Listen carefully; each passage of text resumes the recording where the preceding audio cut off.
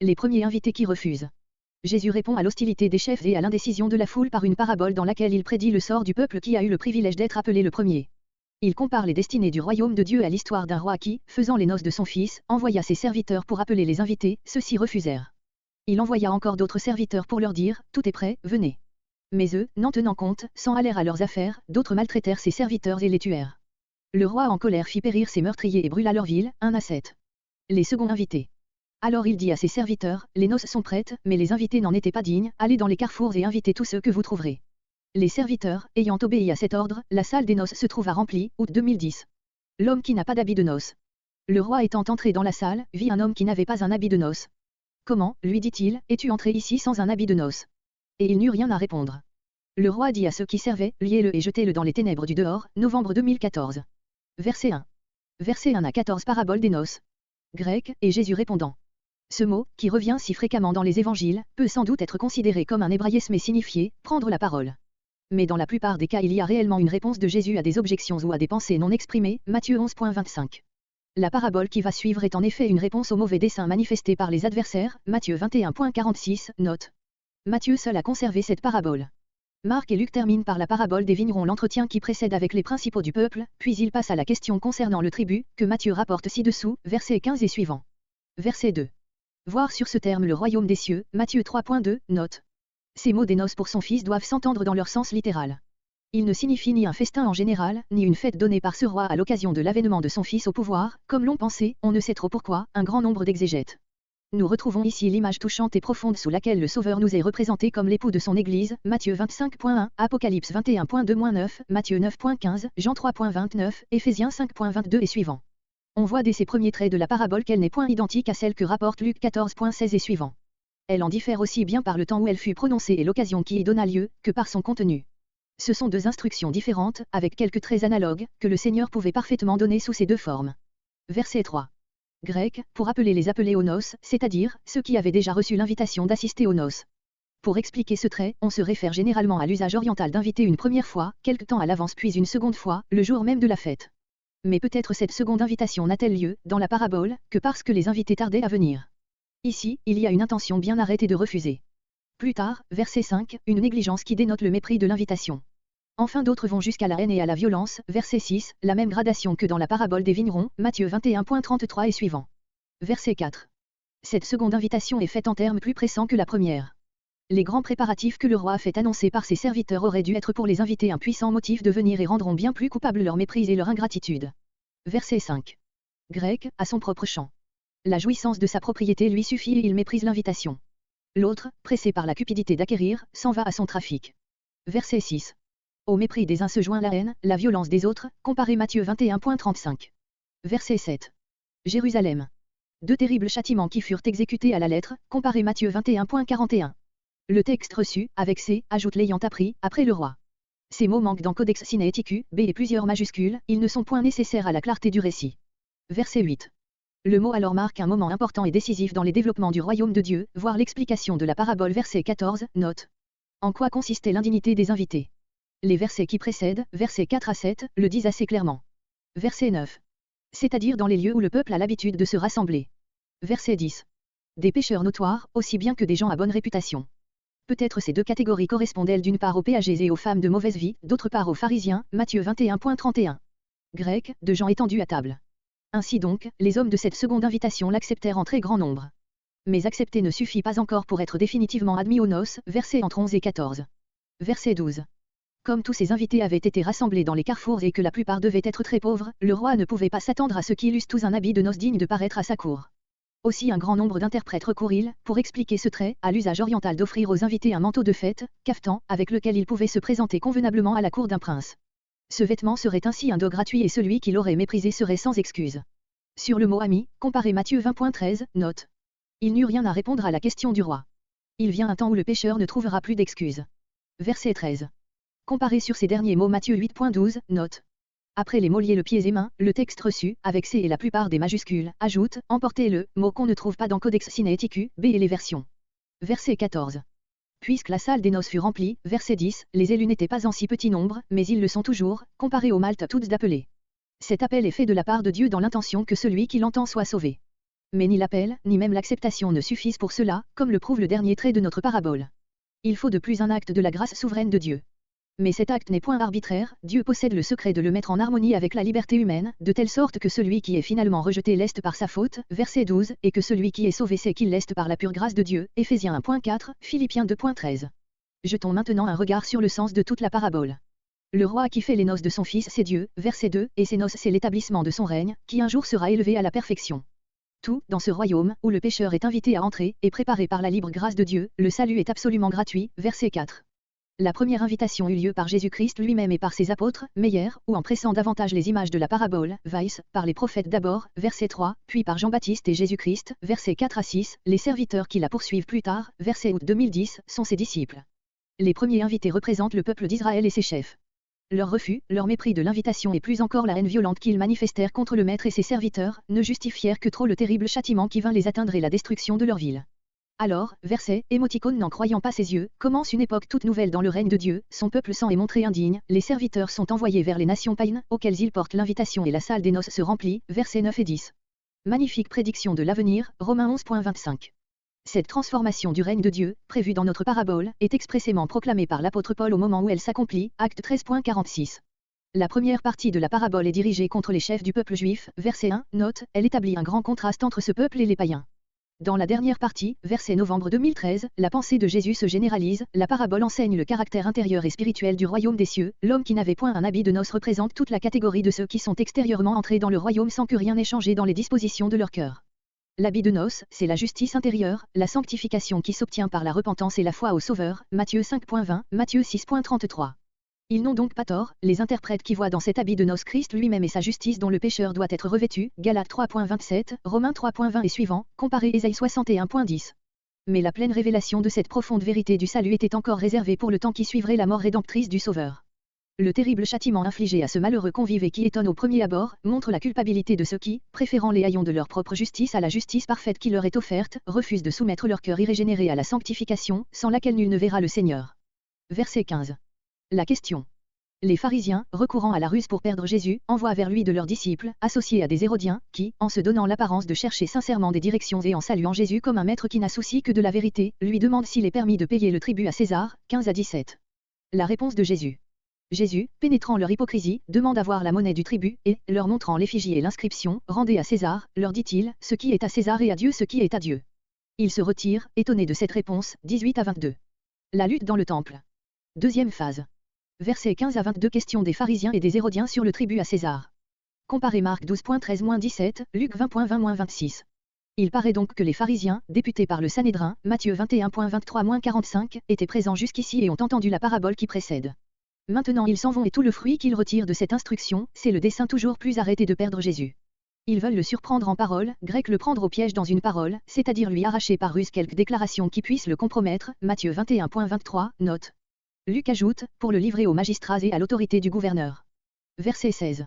Les pharisiens envoient leurs disciples, soit parce qu'ils pensaient qu'il exciterait moins de défiance, soit pour ne pas se compromettre eux-mêmes dans cette tentative. Mais ils s'étaient concertés auparavant avec les Hérodiens. Le caractère de ce parti mentionné 3 fois dans les évangiles, Marc 3.6, Marc 12.13, et dont Joseph ne parle pas, est discuté. C'était probablement, non une secte religieuse, mais un parti politique attaché à la dynastie des Hérodes, représenté alors par Hérode Antipas, tétrarque de Galilée. Mais tandis que De Wet, Néandé, Weiner voient dans les Hérodiens des partisans de la domination romaine, Kim, Blick, Weiss les considèrent comme les représentants d'un parti national qui aspirait à voir la Palestine réunie sous le sceptre d'Hérode. D'après Royce et M. Godet, les Hérodiens, comme les pharisiens, revendiquaient la souveraineté nationale mais les pharisiens la voulaient contre les Romains, les Hérodiens par les Romains. On comprend dès lors que ces deux partis, habituellement opposés, Luc 13.31, se soient unis pour poser à Jésus la question du verset 17, question qu'eux-mêmes résolvaient de manière différente. Ces paroles de flatterie sont destinées à capter la confiance de Jésus. Par la voix de Dieu, ils entendent la vraie religion et la vraie morale, la conduite prescrite par Dieu. Et les deux phrases qui suivent signifient, ni la crainte des hommes ni le désir d'obtenir leur faveur ne pourront engager à manquer à la vérité. Verset 17. La question est catégorique, ce oui ou non exige une réponse claire et nette. Le tribut ou le cens annuel est par tête se pavait à César, c'est-à-dire à l'empereur, qui était alors Tibère. Les Juifs haïssaient cet impôt, signe de leur asservissement et ils pensaient ne le devoir qu'au chef légitime de la théocratie. Si donc Jésus décidait la question en faveur du tribut, les pharisiens n'auraient pas manqué d'exciter contre lui la haine et le mépris du peuple en le représentant comme un partisan des Romains, si, au contraire, il se prononçait contre l'impôt les Hérodiens auraient témoigné contre lui et l'auraient fait condamner par le procureur romain, comme excitant à la révolte. Verset 18. Ce mot sévère montre combien Jésus avait pénétré leur malice ou leur méchanceté. Il se montra vrai, comme il l'avait dit, verset 16. Bengel. Verset 19. Un denier romain, monnaie dont on se servait pour payer le tribut. Verset 21. L'image et l'inscription que portait la monnaie qui avait cours dans le pays étaient la preuve palpable de la domination et du droit de César. Il fallait donc payer l'impôt et remplir toutes les obligations civiles du citoyen envers le souverain. Mais, d'autre part, Dieu restait le souverain de son peuple, chaque âme porte son image et son inscription, c'est donc à lui qu'il s'agit de rendre tout ce qui lui est dû, non seulement le tribut pour le service du temple, mais l'honneur, l'adoration, le cœur, la vie entière. Dans ces paroles, Jésus n'examine point la légitimité de la domination romaine, comme israélite, il n'y a pas de doute qu'il ne déplora la conquête, mais il veut que son peuple considère son asservissement comme un châtiment de Dieu et qu'il s'en humilie. Il pose donc le principe qu'un pouvoir qui existe de fait doit être reconnu comme autorisé ou permis par la providence divine. Le chrétien est tenu de s'y soumettre et ne peut avoir recours à des moyens illégaux ou violents pour s'y soustraire. Mais aussi cette parole du Sauveur établit la distinction la plus précise entre les deux sphères du temporel et du spirituel, des droits de César et des droits de Dieu. Là où le pouvoir a la prétention d'empiéter sur les droits de la conscience qui sont ceux de Dieu, c'est le cas de redire avec les apôtres, il faut obéir à Dieu plutôt qu'aux hommes, Acte 5.29. Verset 22. Même ses adversaires ne peuvent refuser leur admiration à une réponse qui dévoilait la limpide pureté de l'âme de Jésus, qui l'élevait au-dessus du conflit des parties, jusqu'à la région sereine de la vérité. On lui proposait une alternative exclusive entre deux devoirs et il se place à une hauteur qui les concilie dans une pleine harmonie. Aussi les adversaires s'en allèrent sans avoir trouvé dans la réponse de Jésus le moindre prétexte de l'accuser. Verset 23. La question. Les Sadducéens viennent à leur tour poser à Jésus une question captieuse qui leur est suggérée par leur négation concernant la résurrection. Ils racontent à Jésus l'histoire d'une femme qui, en vertu de la loi du Lévira, a été successivement l'épouse de 7 frères et ils lui demandent ironiquement duquel des 7 elle sera la femme dans le monde à venir, 23 à 28. La réponse de Jésus. Jésus leur montre leur erreur qui provient de leur inintelligence des Écritures d'une part, de leur ignorance de la puissance de Dieu d'autre part. À la résurrection, les hommes ne se marieront plus, car ils seront comme les anges. Le fait de la résurrection lui-même est attesté par une parole du Pentateuque, Dieu s'appelle le Dieu d'Abraham, d'Isaac et de Jacob, or Dieu n'est pas le Dieu des morts, mais des vivants. Les foules étaient frappées de cet enseignement, 29 à 33. Versets 23 à 33. Question des Sadducéens sur la résurrection. Comparez Marc 12.18-27, Luc 20.27-40. Ce jour-là, à peine Jésus a, par sa sagesse, échappé à un piège de ses adversaires, que déjà un autre lui est tendu. Dans ces journées de lutte suprême, l'inimitié des divers partis qui avaient résolu sa mort ne lui laissait pas de répit. Tantôt ce sont les pharisiens, tantôt les sadducéens qui s'attaquent à lui. Sur ces deux partis politico-religieux, opposés l'un à l'autre, voir Matthieu 3.7, note. Verset 24. Deutéronome 25.5 et suivant cette prescription légale, qui avait pour but la conservation des familles et des tribus en Israël, est cité ici en abrégé. Verset 28. Sur une histoire absurde et qui était probablement de leur propre invention, les Sadducéens fondent une question plus absurde encore, qui avait pour but à la fois de mettre la doctrine de la résurrection en opposition avec la loi et de la rendre ridicule. La réponse de Jésus va réduire à néant ce double dessein. Verset 29. L'erreur des Sadducéens tenait à deux causes. Leur ignorance des Écritures qu'ils comprenaient mal, même en les citant et qui renferment la doctrine de la résurrection. Leur ignorance de la puissance de Dieu, puisque dans leur vue charnelle et matérielle de la résurrection, ils semblaient refuser à Dieu le pouvoir de donner à l'homme un corps spirituel, glorifié, adapté à une existence céleste. Cette dernière erreur est réfutée par le verset 30, la première par les versets entre 32 et 33. Aujourd'hui encore, toutes les objections qu'on fait à la grande doctrine de la résurrection proviennent de ces deux causes. Verset 30. À la résurrection signifie, dans l'état où l'homme sera introduit par la résurrection. De ces deux termes se marier et être pris en mariage, le premier se rapporte à l'homme, le second, à la femme. La comparaison établie entre l'homme et les anges de Dieu, le mot de Dieu manque dans B, D, l'itala, ne signifie pas qu'il échangera la nature humaine contre la nature des anges, ni que la distinction des sexes aura cessé d'exister, mais simplement que l'homme, doué d'un corps incorruptible, 1 Corinthiens 15.42-44, ne pouvant plus mourir, n'aura plus besoin que sa race soit conservée par l'institution du mariage, comparé Luc 20.36.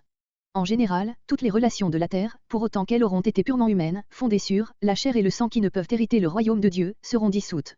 L'union des âmes seules, fondée sur une foi vivante, pénétrée de l'amour divin, qui ne périt jamais, subsistera à toujours dans la perfection. Verset 32. D'après une variante, il faudrait retrancher le premier de ces mots Dieu et traduire, il n'est pas le Dieu des morts.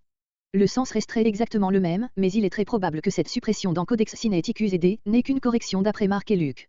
Interprétation profonde et sublime de la parole que Dieu adressa à Moïse près du buisson ardent, Exode 3.6. Quand cette parole fut prononcée, il y avait des siècles que ces patriarches étaient morts. Or l'Éternel, qui se nommait pourtant leur Dieu ne pouvait pas entendre par là qu'il était le Dieu d'un peu de poussière reposant dans un tombeau, mais le Dieu d'êtres immortels qui vivaient en lui, comparé Luc 20.38, voir aussi une pensée semblable dans Hébreux 11.16. On pourrait objecter que ces paroles prouvent que les patriarches étaient encore vivants et non qu'ils ressusciteraient au dernier jour, mais l'Écriture ignore l'idée païenne d'une immortalité indépendante de la vie en Dieu et dans un état d'esprit pur. Cette idée, fondée sur un faux spiritualisme, ne saurait être l'objet de l'espérance du chrétien qui sait par la révélation que c'est tout son être, l'esprit, l'âme et le corps, qui doit être rendu à la parfaite vie. 1 Thessaloniciens 5.23, comparé 1 Corinthiens 15.20 et suivant. À ce point de vue, seul conforme aux Écritures, la parole divine interprétée par Jésus emportait l'assurance de la résurrection. Verset 33. La foule qui n'était pas imbue de préjugés, ni aveuglée par de faux systèmes, nous ne lisons pas que les Sadducéens eux aussi aient été frappés de son enseignement, bien moins encore qu'il ait été amené à la foi. Verset 34. La question.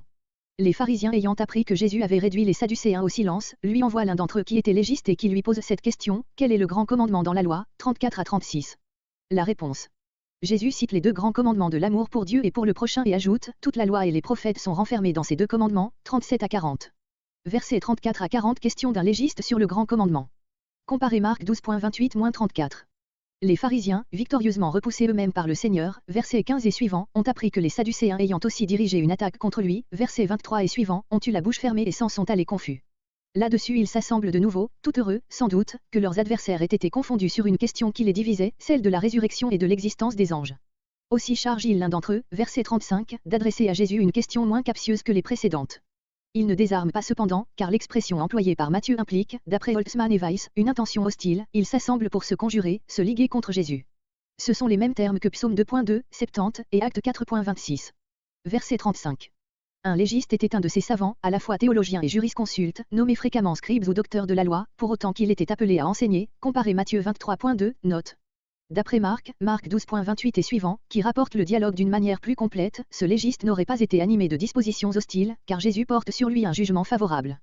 L'expression pour l'éprouver n'implique du reste pas nécessairement une intention hostile, comparez Jean 6.6.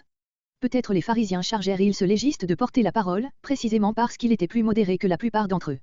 Peut-être aussi reçut-il de la présence et de la parole de Jésus une impression sérieuse qui changea les dispositions de son cœur. Et l'un d'entre eux, un légiste, lui demanda, pour l'éprouver. Un légiste était un de ces savants, à la fois théologien et jurisconsulte, nommé fréquemment scribes ou docteurs de la loi, pour autant qu'il était appelé à enseigner, comparez Matthieu 23.2, note. D'après Marc 12.28 et suivant, qui rapporte le dialogue d'une manière plus complète, ce légiste n'aurait pas été animé de dispositions hostiles, car Jésus porte sur lui un jugement favorable. L'expression pour l'éprouver n'implique du reste pas nécessairement une intention hostile, comparez Jean 6.6. Peut-être les pharisiens chargèrent-ils ce légiste de porter la parole, précisément parce qu'il était plus modéré que la plupart d'entre eux. Peut-être aussi reçut-il de la présence et de la parole de Jésus une impression sérieuse qui changea les dispositions de son cœur. Verset 36. Cette question sur l'importance relative des divers commandements de la loi était alors fréquemment débattue parmi les rabbins, mais d'une manière littérale et superficielle, comme toutes les autres questions religieuses. Maître, quel est le grand commandement dans la loi? Verset 37. Deutéronome 6.5, cité librement d'après les Septante, qui toujours traduisent le nom de Jéhovah, l'Éternel, par le mot de Seigneur. Aimer Dieu de tout son cœur, de toute son âme, de toute sa pensée, en hébreu, force, c'est l'aimer de toutes les puissances de l'être moral, de sorte que toutes les facultés de l'âme, affection, pensée, volonté, désir, soient pénétrées dominées par cet amour, qui devient ainsi le mobile unique de toutes les actions, de toute la vie. Jésus ne dit pas comment l'homme, pécheur et égoïste, parvient à aimer ainsi. C'est à l'évangile tout entier et bien compris par le cœur, qu'il appartient de nous l'apprendre. Il lui dit, tu aimeras le Seigneur ton Dieu de tout ton cœur et de toute ton âme et de toute ta pensée.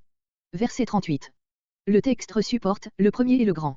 L'ordre de ces termes, ici rétabli d'après Codex Sinaiticube, D, les versions, est aussi plus conforme à la question du légiste, verset 36. Ce commandement de l'amour est le grand et le premier parce qu'il renferme l'accomplissement de tous les autres et qu'il est l'essence même de la vie religieuse et morale, Jean 14.15, Jean 15.10, 1 Jean 5.3, Romains 13.8-10. C'est là le grand et le premier commandement. Verset 39. Lévitique 19.18. Ce commandement est semblable au premier dans son essence même, en tant que l'amour vrai du prochain n'est qu'une application de l'amour pour Dieu, un reflet de l'amour de Dieu en nous et aussi parce que la pratique de ce commandement accomplit tous nos devoirs, toutes nos obligations envers le prochain. L'aimer comme soi-même, c'est renverser la barrière qui sépare le moi du toi, l'égoïsme, cause de toutes les divisions, transgressions habituelles de ce commandement. L'homme qui aime ainsi son prochain, désire son bonheur comme le sien propre et y contribue selon ses forces, comme s'il s'agissait de lui-même. Un second lui est semblable, tu aimeras ton prochain comme toi-même. Verset 40. Grec, à ces deux commandements est suspendu. C'est-à-dire que tout ce qui est écrit dans la loi et même dans les prophètes, Matthieu 5.17, note, sur les rapports de l'homme avec Dieu et avec son prochain, tient par son essence même à ces deux commandements qui en sont la réalisation vivante. Par ces paroles Jésus a répondu pleinement à la question du légiste qui ne put que l'approuver de tout son cœur, Marc 12.32. Cette réponse est aussi très remarquable parce qu'elle montre que, déjà dans l'Ancien Testament, l'amour est le fondement de toute obéissance. C'est là le point central d'union entre les deux alliances. Seulement, par l'Évangile, cet amour a été plus complètement révélé de la part de Dieu et plus abondamment réalise dans le cœur de ses enfants. De ces deux commandements dépend la loi entière, ainsi que les prophètes. Verset 41. Les pharisiens questionnés par Jésus. Après avoir réduit tous ses adversaires au silence, comme les pharisiens sont encore assemblés, Jésus leur pose à son tour une question sur la filiation du Messie. Ils le disent fils de David, 41 à 42. Les pharisiens incapables de répondre. Comment alors David l'appelle-t-il son Seigneur? Leur objecte Jésus, en citant la parole du psaume. Aucun d'eux ne peut résoudre cette difficulté et personne n'ose plus interroger Jésus, 43 à 46. Versets 41 à 46. La question de Jésus, de qui le Christ est-il le Fils? Comparez Marc 12.35-37, Luc 20.41-44.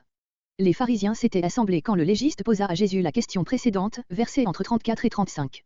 Le Sauveur en profite pour adresser à son tour à ses adversaires une question dont le but n'était point seulement de leur montrer leur ignorance, de les embarrasser et de les forcer au silence, verset 46, mais de réveiller en eux, si possible, une idée plus élevée de celui qui l'attendait comme Messie. C'était là précisément le point essentiel sur lequel portaient toutes leurs attaques contre lui. Quelle est votre opinion sur le Messie que vous attendez? De qui doit-il être le descendant, selon les prophéties? Les pharisiens et le docteur de la loi répondent sans hésiter, conformément aux prophéties qu'ils connaissaient bien. Et tel est aussi l'enseignement du Nouveau Testament, Matthieu 1.1, Luc 1.32-69, Luc 3.31, Romains 1.3, 2 Timothée 2.8. Verset 44. Psaume 110.1 cité d'après les Septante, conforme à l'hébreu. Seulement, tandis qu'on lit dans le psaume et dans la citation qu'en fait Luc 20.43 ces mots, jusqu'à ce que j'ai mis tes ennemis pour marche-pied de tes pieds, le vrai texte de Matthieu, ici rétabli, porte sous tes pieds. Marc 12.36 cite de la même manière. Le Seigneur a dit à mon Seigneur, assieds-toi à ma droite jusqu'à ce que j'ai mis tes ennemis sous tes pieds. Verset 45. Puisque David, parlant sous l'inspiration de l'Esprit de Dieu, grec en esprit, donne au Messie un titre divin et rappelle un oracle de l'Éternel qui lui a dit, assieds-toi à ma droite, c'est-à-dire prends part à ma puissance et à la domination de l'univers, comment le Messie ne serait-il que le descendant de David selon la chair? N'y a-t-il pas contradiction entre sa condition de fils de David et la qualité de Seigneur que David lui-même lui attribue? Évidemment, une telle question devait élever la pensée des auditeurs de Jésus à l'idée d'un Messie tout autre que le roi politique et terrestre qui l'attendait. Elle devait les amener à reconnaître la nature divine du Messie, proclamée déjà par la révélation prophétique, Ésaïe 9.5, Michée 5.13, Zacharie 12.10, Malachie 3.1. Ce n'est qu'en admettant que le Messie, descendant de David selon la chair, était selon l'esprit un être supérieur, divin, qu'il pouvait sortir de l'insoluble contradiction dans laquelle Jésus les acculait. Mais ils eussent perdu par là même tout motif de le condamner comme blasphémateur, Jean 5.18, Jean 10.33, Matthieu 26.63. Le silence qu'ils gardant, verset 46, prouve qu'ils ne surent que répondrait peut-être un homme tel que le légiste, Marc 12.34, en prit l'occasion de réfléchir à cette importante question. Ce récit, soigneusement rapporté par les 3 premiers évangélistes, a fourni une abondante pâture à la critique rationaliste. Elle nie que le psaume 110 soit de David, elle nie qu'il renferme aucune prophétie messianique, malgré les théologiens juifs qui l'ont toujours rapporté au Messie, malgré les auteurs du Nouveau Testament, qui reconnaissent unanimement le caractère messianique de ce psaume, Actes 2.34, 1 Corinthiens 15.25 et suivant Hébreux 1.13, Hébreux 10.13, etc., malgré Jésus lui-même, qui, soit dans notre passage, soit au moment le plus solennel du procès qui devait aboutir à sa condamnation, Matthieu 26.64, s'applique à lui-même la parole du psalmiste. La même critique fait dire à Jésus précisément le contraire de ce qu'il dit, prétendant, par exemple, que tout son raisonnement tend à prouver qu'il ne pouvait pas être fils de David, ou que, s'il était fils de David, il ne pouvait pas être le Messie, etc. On trouvera une discussion lumineuse et la réfutation de toutes ces erreurs dans le commentaire sur l'évangile de Saint Luc de M. Godet, Luc 20.41-44. Verset 46. Plus, jusqu'au grand interrogatoire final, Matthieu 26.57 et suivant. Ici se termine le ministère de Jésus au milieu de ses adversaires. Et personne ne pouvait lui répondre un mot, et depuis ce jour-là, personne n'osa plus l'interroger.